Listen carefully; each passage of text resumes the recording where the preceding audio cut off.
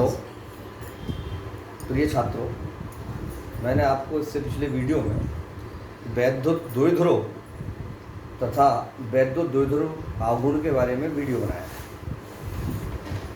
अब जो आप वैद्युत द्विध्रुव और वैद्युत द्विध्रुव के बारे में जो वीडियो बनाया गया है वो बहुत ही इम्पोर्टेंट है। बोर्ड में आने वाला टॉपिक है, हर कंपटीशन में आने वाला टॉपिक है। अब वैद्युत द्विध्रुव के कारण वैद्युत क्षेत्र की तीव्रता ज्ञात करनी है। इसके बारे में दो बातें बहुत उल्लेखनीय हैं। एक, वैद्युत द्विध्रुव के कारण उसकी अक्षीय स्थिति में वैद्युत क्षेत्र की तीव्रता। दूसरा, वैद्युत द्विध्रुव के कारण उसकी अक्षीय स्थिति निरक्षीय स्थिति में वैद्युत क्षेत्र की तीव्रता। अब ये बात समझ लीजिएगा, बोर्ड में जिस तरह से क्वेश्चन आएगा वह इस तरह से आएगा। अक्षीय स्थिति को अनुदैर्ध्य स्थिति भी कहेंगे, निरक्षीय स्थिति को अनुप्रस्थ स्थिति भी कहेंगे।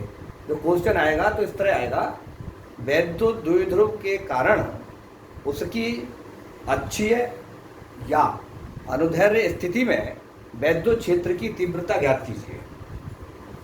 ठीक, ऐसे ही दूसरा क्वेश्चन आएगा, वैद्युत द्विध्रुव के कारण उसकी निरक्षीय स्थिति में अथवा अनुप्रस्थ स्थिति में वैद्युत क्षेत्र की तीव्रता ज्ञात कीजिए। सबसे बड़े नंबर में टॉपिक आता है और आप अपनी कॉपी पर नोट कर लीजिएगा। ये जो क्वेश्चन है 101% पेपर में आएगा। तो आज हम आपके लिए पढ़ाएंगे वैद्युत द्विध्रुव के कारण। इस वीडियो में जो देंगे हम वैद्युत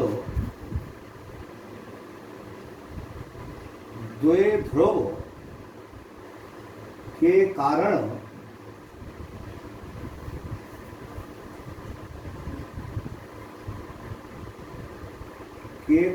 वैद्युत क्षेत्र की तीव्रता।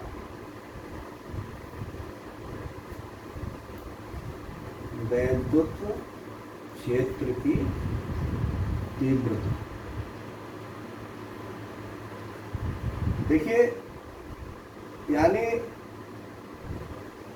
Intensity of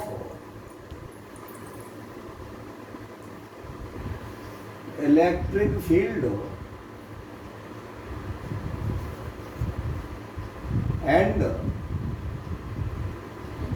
due to an electric dipole.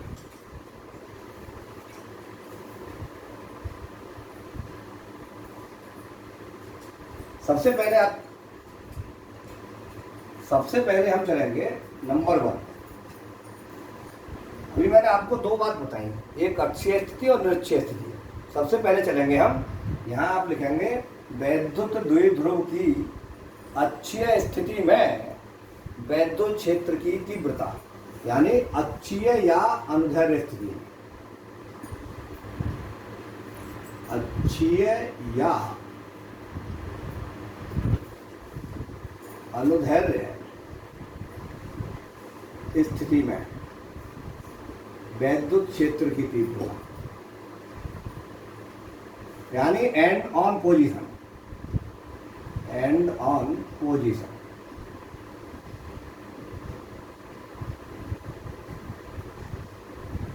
समझिए। इसके लिए क्या करेंगे, देखिए मैं फिगर बना रहा हूँ, आप अपनी कॉपी पर फिगर बनाइएगा।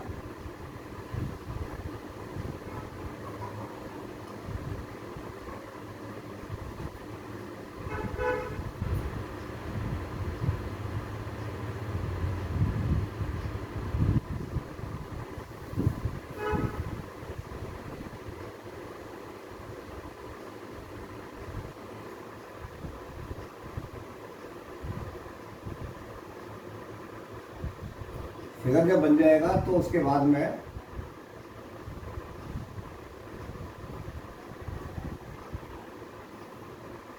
ये ए बिंदु है और ये बी बिंदु है।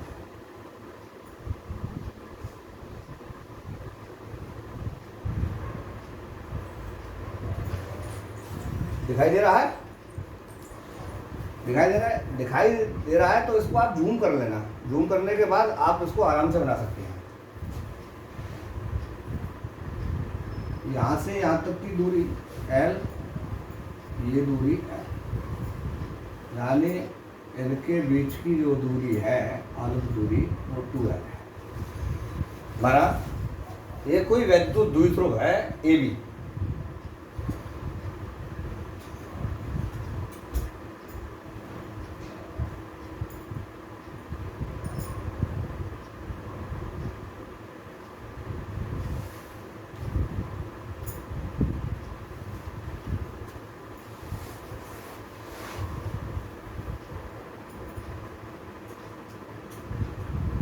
देखिए मैं फिगर बना रहा हूँ, फिर थ्योरी लिखवाता हूँ आपके लिए।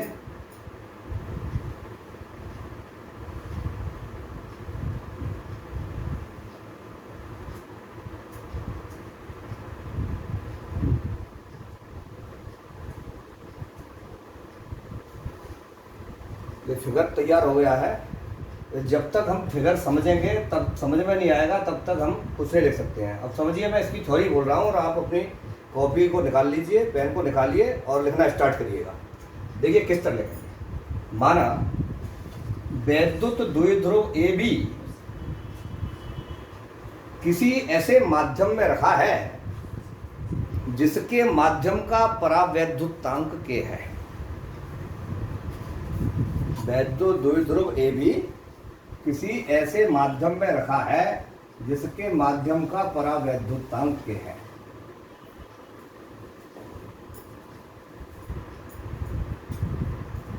द्विध्रुव के मध्य बिंदु O से स्मॉल r मीटर की दूरी पर एक बिंदु P है जो इसकी अक्षीय स्थिति में है। बिंदु P पर हमें विद्युत क्षेत्र की तीव्रता ज्ञात करनी है। द्विध्रुव AB -Q व +Q आवेशों से मिलकर बना है जिनके बीच की अल्प दूरी 2L है। बात समझ में आ रही है? थ्योरी में दोबारा बोल रहा हूँ, दोबारा लिख लीजिएगा। माना वैद्युत द्विध्रुव AB किसी ऐसे माध्यम में रखा है जिसके माध्यम का परावैद्युतांक K है। द्विध्रुव के मध्य बिंदु O से स्मॉल r मीटर दूरी पर एक बिंदु P है जिस पर वैद्युत क्षेत्र की तीव्रता ज्ञात करनी है। तब यहां बेटे समझिएगा, द्विध्रुव के +Q आवेश से लिखनी है, आपको कॉपी में लिखना है, थ्योरी लिखनी है। द्विध्रुव के +Q आवेश से बिंदु P की दूरी r-L तथा -Q आवेश से बिंदु P की दूरी -Q आवेश से बिंदु P की दूरी r+L होगी। क्यों होगी बता दे रहा हूं, समझ लीजिए। बच्चे कंफ्यूज हो रहे होंगे ऐसा क्यों हुआ। मध्य बिंदु O से P की जो दूरी है वो r मीटर है। O से B तक की जो दूरी है वो L मीटर है, यानी L है। और A से O के बीच की दूरी L है, अर्थात AB के बीच की दूरी 2L है। 2L को मध्य बिंदु से दो भागों में डिवाइड कर दिया गया है। जब बिंदु B से P की दूरी निकालेंगे तो यहाँ से यहाँ तक की दूरी R है। अब R में से L को घटाएंगे तब बिंदु B से दूरी निकलेगी, अर्थात +Q आवेश से दूरी होगी P की। ऐसे ही जब R दूरी मध्य बिंदु से है, L दूरी पीछे और हटे हम, तो बिंदु A से अर्थात -Q आवेश से जो दूरी होगी वो r+L होगी। बात यहां तक समझ में आ रही है? अब बात आती है हमारी इस बात की, वैद्युत क्षेत्र की तीव्रता ज्ञात करनी है। फिर हमें नेक्स्ट लाइन से लिखना है, द्विध्रुव के +Q आवेश से बिंदु P पर, यानी द्विध्रुव के +Q आवेश के कारण बिंदु P पर विद्युत क्षेत्र की तीव्रता E1 तथा -Q आवेश के कारण बिंदु P पर वैद्युत क्षेत्र की तीव्रता E2 होगी। समझ में आ रही है? जहां E1 greater than E2, E1 greater than E2। ये बात ध्यान रखनी है आपको। यहां से हम अब लिखना स्टार्ट करेंगे। प्लस Q आवेश के कारण, देखिए बेटे बड़ा टॉपिक है, आप उतारते जाइए। प्लस Q आवेश के कारण बिंदु P पर वैद्युत क्षेत्र की तीव्रता,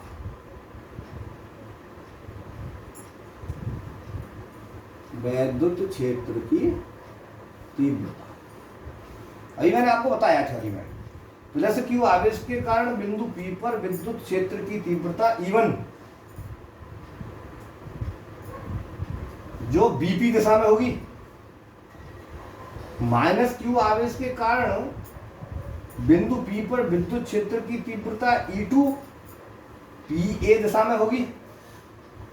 तब प्लस Q आवेश के कारण बिंदु P पर वैद्युत क्षेत्र की तीव्रता E1 बराबर 1/4 पाई एप्सिलॉन नॉट K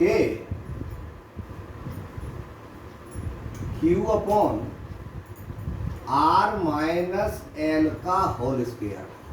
क्योंकि वहां जो सूत्र पढ़ा था हमने वो था विद्युत क्षेत्र की तीव्रता का, एक बिंदु आवेश के कारण जो निकाली थी वो आया था E बराबर 1/4 pi epsilon not K Q upon R square.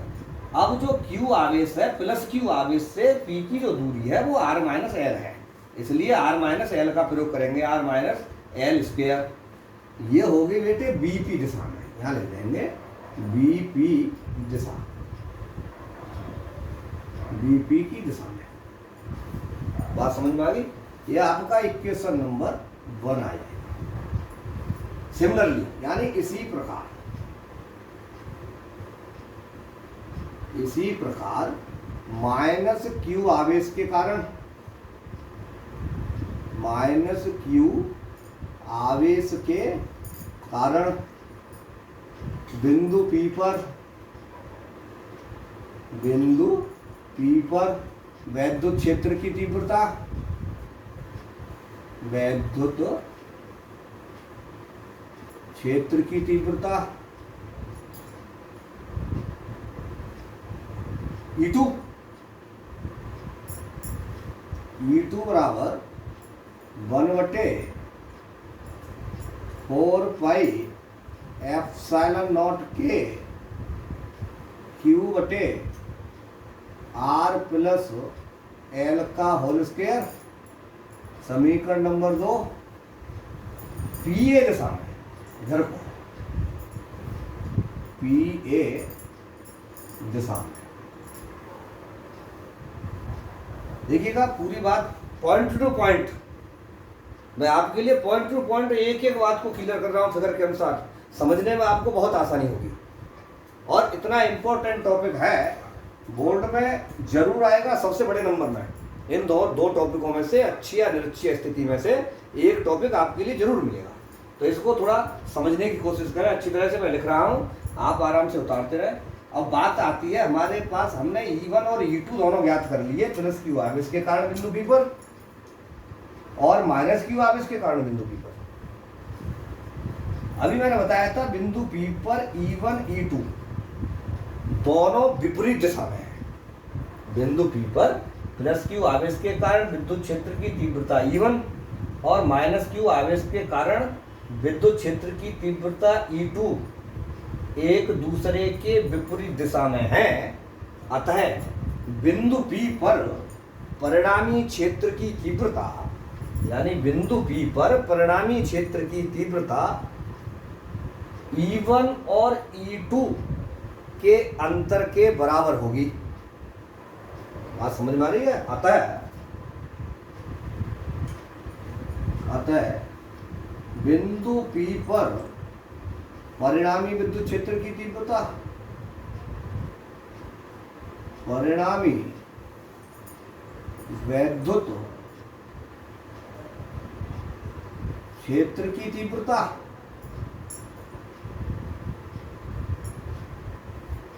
यहां मैंने अभी बताया था E1 ग्रेटर देन E2, यानी प्लस क्यू आवेश के कारण बिंदु P पर वैद्युत क्षेत्र की तीव्रता का मान माइनस क्यू आवेश के कारण बिंदु P पर वैद्युत क्षेत्र की तीव्रता E2 से अधिक है। अतः इनका जब अंतर करेंगे तब E1 माइनस E2 करेंगे, ठीक है। तब परिणामी तीव्रता E बराबर निकाल लेंगे यहाँ पर, E बराबर E1 माइनस E2। E1 और E2 के मान समीकरण 1 और 2 से रखने पर, E1 व E2 के मान समीकरण 1 और 2 से रखने पर, तब यहाँ रखें तो ये आ जाएगा बेटे 1/4 पाई एप्सिलॉन नॉट के Q upon R minus L का whole square minus 1/4 pi epsilon naught के Q upon R plus L का होल स्क्वायर। दोनों के मान रखे हैं, कोई दिक्कत नहीं आता। आगे क्या करेंगे, तब E बराबर इसमें से Q upon 4 pi epsilon naught के कॉमन है, Q बटे 4 पाई एप्सिलॉन नॉट के कॉमन ले लें। तब इसे कॉमन लें तो Q बटे 4 पाई एप्सिलॉन नॉट के कॉमन लें तो आपके पास बचेगा 1/R माइनस L का whole square minus 1/R plus L का होल स्क्वायर। एलसीएम ले लें। आगे हल करने के लिए क्या करें, नीचे वाले का एलसीएम ले लें। तब एलसीएम लेंगे तो क्या आ जाएगा आपका Q बटे 4 पाई एप्सिलॉन नॉट के, इसका एलसीएम लेंगे तो आ जाएगा R square minus L square का होल स्क्वायर। एलसीएम ऊपर बचेगा R प्लस L का whole square minus R minus L का होल स्क्वायर। समझ में आ रहा? इसके नीचे अब चलते हैं हम। अब क्या करेंगे, इसको R प्लस L के होल स्क्वायर से खोल देंगे, इसको R माइनस L के होल स्क्वायर में खोल देंगे।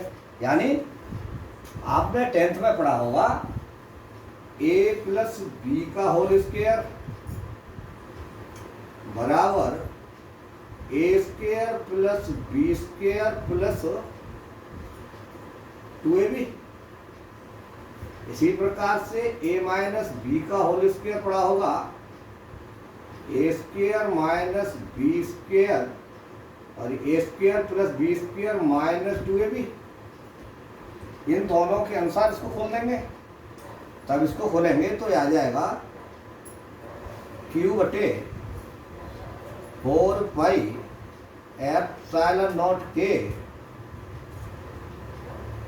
R square plus L square plus 2RL minus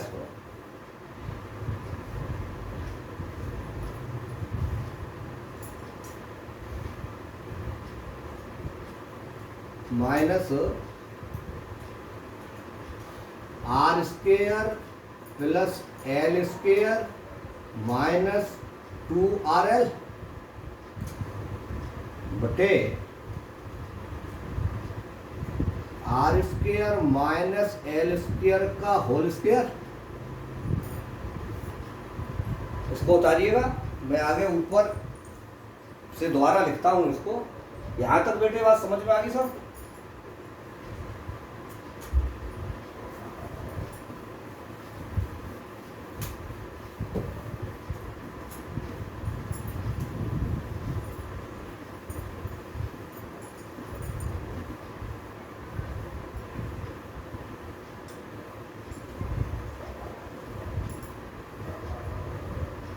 बड़ा टॉपिक है, आराम आराम से लिखते रहिएगा। यहाँ के बाद में आगे करते हैं।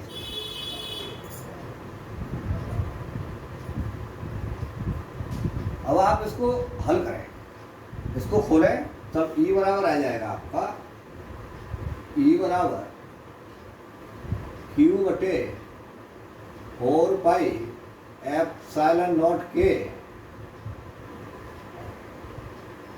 Are square plus L square plus 2RL minus R square minus L square plus 2RL बटे R square minus L square का होल स्क्वेयर। इसको यहाँ से ये माइनस का चिन्ह है बाहर, इसको जब अंदर खोलेंगे तो ये चिन्ह बदल जाएंगे अंदर वाले। अब यहाँ पर आप देख लिए आर स्क्वेयर से R square cancel, L square से एल स्क्वेयर कैंसिल। आपका आगे बचेगा क्यू बटे 4 पाई एप्सिलॉन के 2RL प्लस 2RL बराबर 4RL बटे R square minus L square का होल स्क्वेयर। देखिए 2RL क्यू को ले जाए इधर और इसको दो खंडों में विभाजित कर ले मल्टीप्लाई में। किस तरह से करेंगे हम, क्योंकि हमें द्विध्रुव आघूर्ण बनाना है, तो ये आ जाएगा आपका 1/4 पाई एप्सिलॉन के, ये आ जाएगा 2QL आर बटे R square minus L square का होल स्क्वेयर। यहाँ तक कोई बात नहीं समझ में आ रही हो तो आप कमेंट में लिखें। वैसे मैं क्लियर पूरी कोशिश कर रहा हूँ, आपको बहुत स्मूथली समझा रहा हूँ। यहाँ तक बात सभी बच्चे समझ चुके होंगे, सभी समझदार बच्चे हैं, 12th के बच्चे हैं, सब जानते हैं, सब 10th में पढ़ चुके होंगे इन चीज़ों के लिए।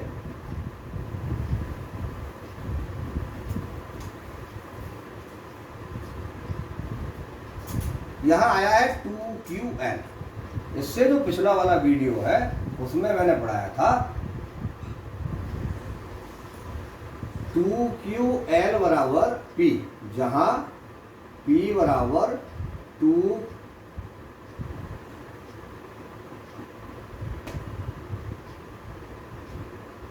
P बराबर 2QL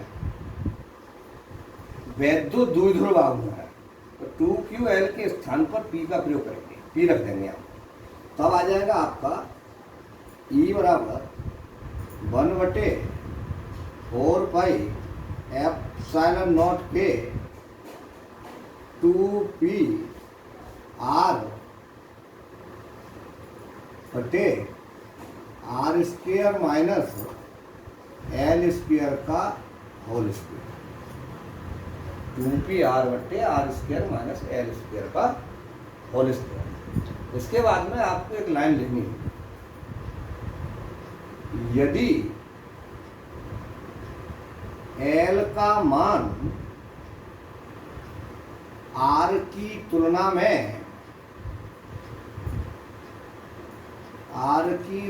में बहुत कम है,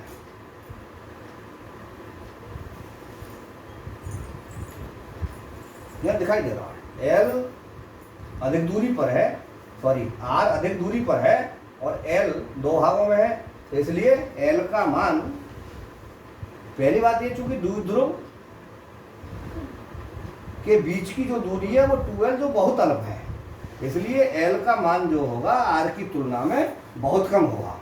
मैंने लिखा है यहाँ पर, यदि L का मान R की तुलना में बहुत कम है, और यहाँ बेटे R square minus L square आया है, बहुत कम है, अर्थात एक प्रयोग करेंगे L लेस देन R। इसका मतलब ये है L लेस देन R, यानी L R की अपेक्षा बहुत छोटा है। अतः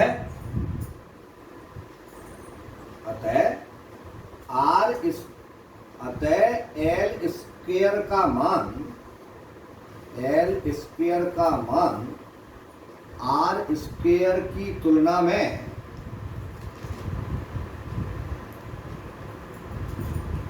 नगण्य होगा।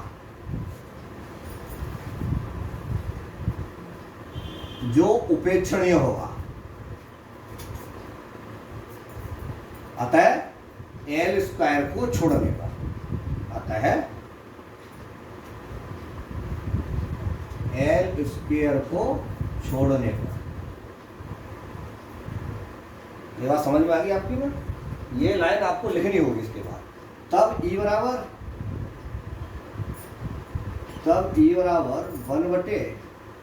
1/4 पाई एप्सिलॉन नॉट के 2p r बटे r स्क्वायर की घात 2। एल स्क्वायर को छोड़ दिया गया, r स्क्वायर की घात 2 बचा, ठीक है।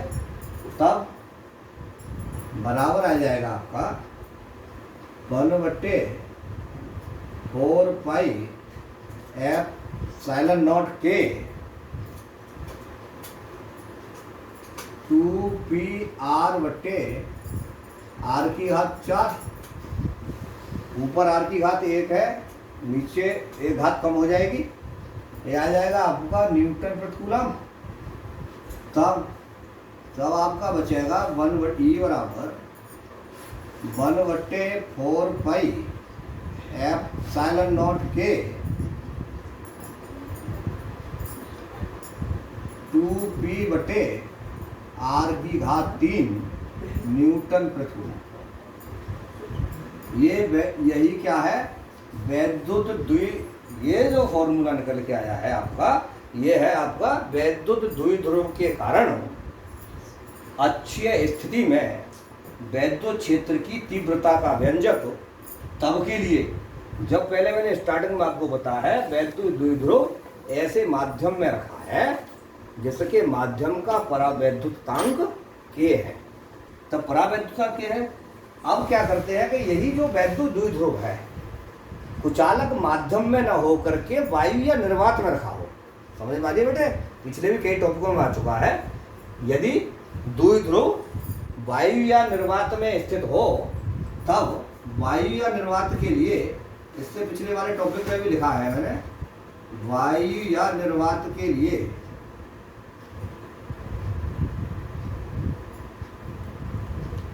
के बराबर 1, वायु या निर्वात के लिए के का मान 1। तब वैद्युत क्षेत्र की तीव्रता, तब E बराबर 1/4 पाई एप्सिलॉन नॉट के 2p बटे r की घात 3 न्यूटन प्रति कूलम। ये व्यंजक है जहां इतने का मान हम जानते हैं, सॉरी के नहीं आएगा, के हट जाएगा। ये वायु या निर्वात के लिए वैद्युत क्षेत्र की तीव्रता का व्यंजक है वैद्युत द्विध्रुव की अच्छी स्थिति में। याद है जहां 1/4 पाई एप्सिलॉन नॉट, कई बार लिख चुके हैं हम, जहां 1/4 पाई एप्सिलॉन नॉट बराबर 9×10⁹ न्यूटन मीटर स्क्वायर प्रति कूलम स्क्वायर इसका मान है, इसका मान रख लेंगे। ये जो व्यंजक है आपका इसके कारण है, ठीक है। अब हमें इसमें वैद्युत क्षेत्र की दिशा बतानी है। अब आप नोट करिएगा इसको, सबको जल्दी आप इसको लिखिएगा और अपनी कॉपी पर ध्यान रखिएगा, नोट करते जाइए। आगे मैं आपको बोल रहा हूं एक कोटेशन, इसके बाद में लिखना है, स्पष्ट है वैद्युत क्षेत्र की दिशा वैद्युत द्विध्रुव की अक्ष के अनुदिश ऋण आवेश से धन आवेश की ओर होगी। नोट, स्पष्ट है, लिखेंगे आप इसके बाद में, स्पष्ट है वैद्युत क्षेत्र की दिशा द्विध्रुव की अक्ष के अनुदिश ऋण आवेश से धन आवेश की ओर होगी। चैप्टर बेटे इतना इंपॉर्टेंट टॉपिक है, बोर्ड में जरूर आएगा, इसलिए मैं आप लोगों से फिर कह रहा हूँ मेरे चैनल को सब्सक्राइब करें, वीडियो को अंत तक देखें, वीडियो को अधिक से अधिक शेयर करें बेल आइकन को बजाएं और कमेंट करें। और आपके लिए आप पढ़ते रहिए, topic by topic her video दूंगा और होल सिलेबस दूंगा फिजिक्स का। 12th की आपकी मेरी गारंटी है। हिंदी मीडियम का बोर्ड है, यूपी बोर्ड हो, यूपी बोर्ड वाले बच्चे विशेष ध्यान दें। ये जो टॉपिक मैं पढ़ा रहा हूँ आपको अभी इस वीडियो में, जो टॉपिक दिया अच्छी स्थिति में, इसके बाद नई वीडियो में मैं आपको अच्छी स्थिति में दूंगा। इन दोनों में से एक टॉपिक सबसे बड़े नंबर में बोर्ड में आएगा। आप ध्यान रखिएगा, आप पढ़ते रहिए। मैं आपके साथ बहुत मेहनत कर रहा हूँ, मैं आपके साथ और भी अधिक मेहनत करूँगा। आप मुझे सब्सक्राइब करेंगे मेरे चैनल के लिए और कमेंट करेंगे तो मुझे आनंद आएगा आपको पढ़ाने में और समझाने के लिए मैं भरसक प्रयास कर रहा हूँ। A to Z बहुत छोटी छोटी बातों को आपको क्लियर करके चल रहा हूँ, इसलिए आपके लिए आप प्रतिदिन मेरा वीडियो देखते रहें। चलो